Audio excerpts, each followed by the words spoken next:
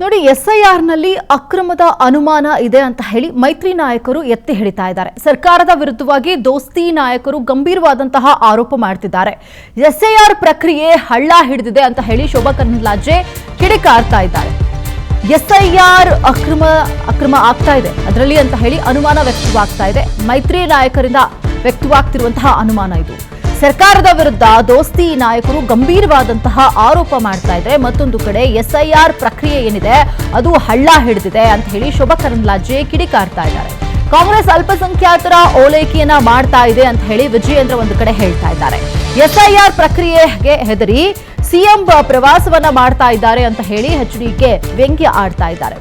SIR ಪ್ರಕ್ರಿಯೆ ಆಗಬೇಕು ಅಂತ ಹೇಳಿ ಫಸ್ಟ್ ಪ್ರಸ್ತಾಪ ಮಾಡಿದ್ದೆ ಬಿಜೆಪಿ. ಬಟ್ ಆದರೆ ಕರ್ನಾಟಕದಲ್ಲಿ ಆಗ್ತಿರುವಂತಹ ಎಸ್ಐಆರ್ ಪ್ರಕ್ರಿಯೆ ಅಕ್ರಮದಿಂದ ನಡೀತಾ ಇದೆ. ಇಲ್ಲಿರುವಂತಹ ಅಧಿಕಾರಿಗಳನ್ನ ಬಳಸಿಕೊಂಡು ಸರ್ಕಾರ ತನಗೆ ಇಷ್ಟದಂತೆ ನಡೆಸಿಕೊಳ್ತಾ ಇದೆ ಅನ್ನುವಂತಹ ಆರೋಪವನ್ನ ಮೈತ್ರಿ ನಾಯಕರು ಮಾಡ್ತಿದ್ದಾರೆ. ಈ ಹಿಂದೆ ಪ್ರೊಟೆಸ್ಟ್ ನ ಕೂಡ ಮಾಡಿದ್ರು. ಇದು ಸ್ಟಾಪ್ ಆಗಬೇಕು, ಪ್ರಕ್ರಿಯೆ ಮತ್ತೆ ಹೊಸದಾಗಿ ಪ್ರಾರಂಭ ಆಗಬೇಕು.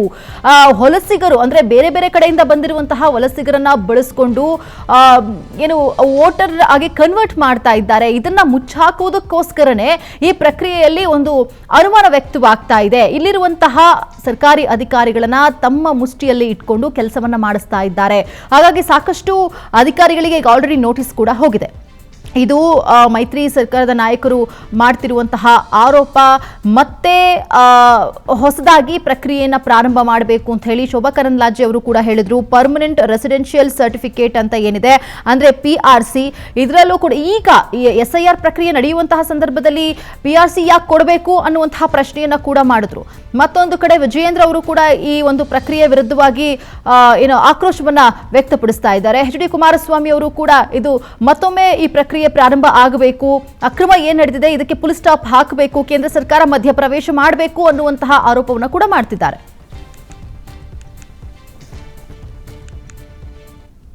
ಇವತ್ತು ಪರ್ಮನೆಂಟ್ ರೆಸಿಡೆನ್ಸ್ ಸರ್ಟಿಫಿಕೇಟ್ ಅನ್ನ ಯಾಕೆ ಕೊಡಕ್ಕೆ ಹೊರಟಿದ್ದಾರೆ? ಇದರ ಹಿಂದಿರುವಂತ ಷಡ್ಯಂತ್ರ ಏನು, ಉದ್ದೇಶ ಏನು ಸರ್ಕಾರದ್ದು? SIR ಅನ್ನ ಹಳ್ಳ ಹಿಡಿಸುವಂತ ಕೆಲಸ ನಡೀತಾ ಇದೆ.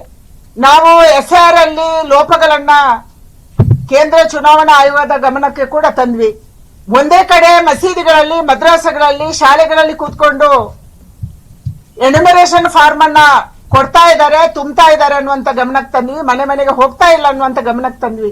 ಪ್ರಮಾಣ ಪತ್ರದ ನೆಪದಲ್ಲಿ ಬಾಂಗ್ಲಾದೇಶಿಯರು ಅಕ್ರಮ ವಲಸಿಗರೇನಿದ್ದಾರೆ ಅವರಿಗೆ ಶಾಶ್ವತವಾಗಿ ನೆಲೆಸಕ್ಕೆ ಅವಕಾಶ ಮಾಡುವಂತ ಒಂದು ಕುತಂತ್ರ ಷಡ್ಯಂತ್ರ ಇವತ್ತು ರಾಜ್ಯ ಸರ್ಕಾರ ಮಾಡೋದಕ್ಕೆ ಹೊರಟಿದ್ದಾರೆ. ನಾನು ರಾಜ್ಯದ ಮುಖ್ಯಮಂತ್ರಿಗಳಿಗೆ ನಾನು ವಿನಂತಿ ಮಾಡ್ತೇನೆ ಮತ್ತು ಆಗ್ರಹನೂ ಕೂಡ ಮಾಡ್ತಾ ಇದ್ದೇನೆ. ಅಲ್ಪಸಂಖ್ಯಾತರ ಓಲೈಕೆ ರಾಜಕಾರಣ ಒಂದ್ ಕಡೆ ಆದ್ರೆ ದೇಶದ ಹಿತದೃಷ್ಟಿಗೆ ಧಕ್ಕೆ ತರ್ತಕ್ಕಂಥ ಇಂಥ ನಿರ್ಧಾರವನ್ನ ಕೈಗೊಳ್ಳಬೇಡಿ. ಈಗ ಇದು ಮಾಡೋ ಉದ್ದೇಶವೇ ಇವತ್ತು ಅನರ್ಹ ಮತದಾರರನ್ನ ತೆಗಿಬೇಕು ಅಂತಕ್ಕಂಥದ್ದು ಪ್ರಮುಖವಾಗಿ. ಇವತ್ತು ನಿಜವಾದ ಮತದಾರರು ಏನಿದ್ದಾರೆ, ಯಾರ್ದಾದ್ರೂ ಕೈ ಬಿಟ್ಟು ಹೋಗಿದ್ರೆ ಅವ್ರನ್ನ ಸೇರಿಸಬೇಕು ಅಂತಕ್ಕಂಥ ದೃಷ್ಟಿಯಿಂದಲೇ ಮಾಡ್ತಾ ಇರತಕ್ಕಂಥದ್ದು. ಅದರಿಂದ ಟೆಕ್ನಿಕಲಿ ಸಮಸ್ಯೆಗಳು ಉದ್ಭವ ಮಾಡಿ ಈಗ ಇವತ್ತು ಕೆಲವು ಪತ್ರಿಕೆಯಲ್ಲಿ ನೋಡ್ತಾ ಇದ್ದೆ, ಕೆಲವು ಆ್ಯಪ್ನಲ್ಲಿ ತೋರಿಸ್ತಾನೆ ಇಲ್ಲ ಅಂತ ಹೇಳಿ. ಆ ರೀತಿಯಾಗಿ ನಿಜವಾದ ಮತದಾರರ ಹೆಸರುಗಳನ್ನು ಕೈ ಬಿಡಬಾರದು. ಆ ದೃಷ್ಟಿಯಿಂದ ಇವತ್ತು ಚುನಾವಣಾ ಆಯೋಗ ಕೇಳ್ತಕ್ಕಂಥದ್ದು ಈ ರೀತಿಯ ಒಂದು ಅನುಮಾನಗಳು, ಗೊಂದಲಗಳು, ಟೆಕ್ನಿಕಲ್ ಪ್ರಾಬ್ಲಮ್ ಏನಿದೆ ಅದನ್ನು ಸರಿಪಡಿಸಬೇಕು ಅಂತಕ್ಕಂಥದ್ದು ಡಿಮ್ಯಾಂಡ್ ಮಾಡ್ತಾರೆ.